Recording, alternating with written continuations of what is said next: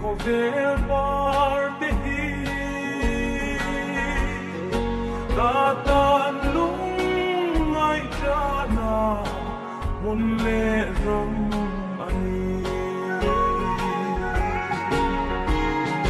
O kan sa tuan ko pui Ra muan na mun Nam te le na ram Kavangai em vio Lumai na le ta pa na te Aum to long cha ta re to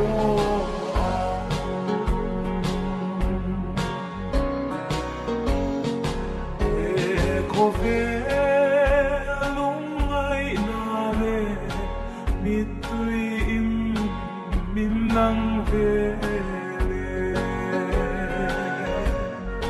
Kale rab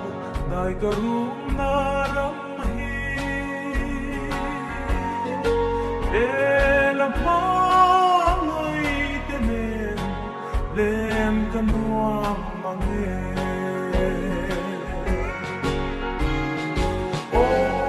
Oh kan sa tuan ko pui Ra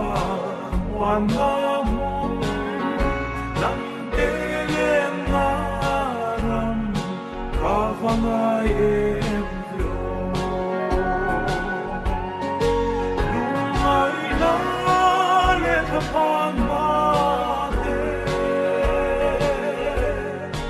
Aum to long cha ta re to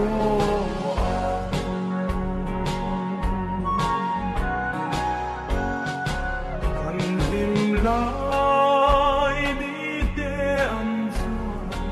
Kovel par Vute zonne Nilom na Wanang atsule chi Walang na sa tuang Ram kangay magi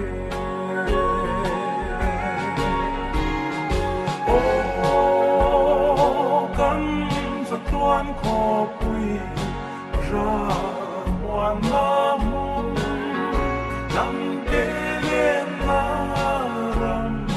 Kavangai em vio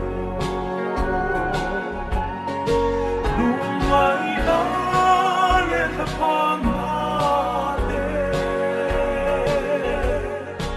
Aum to long cha ta re to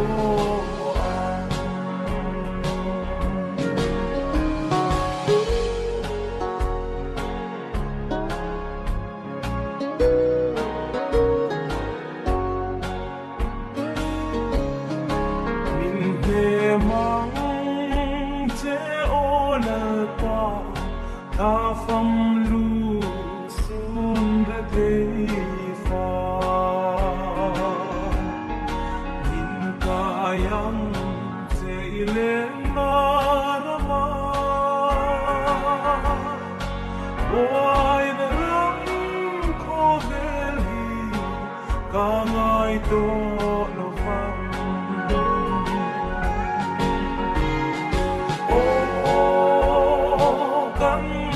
Tuan ko pui Ra muan na mun Nam te le na ram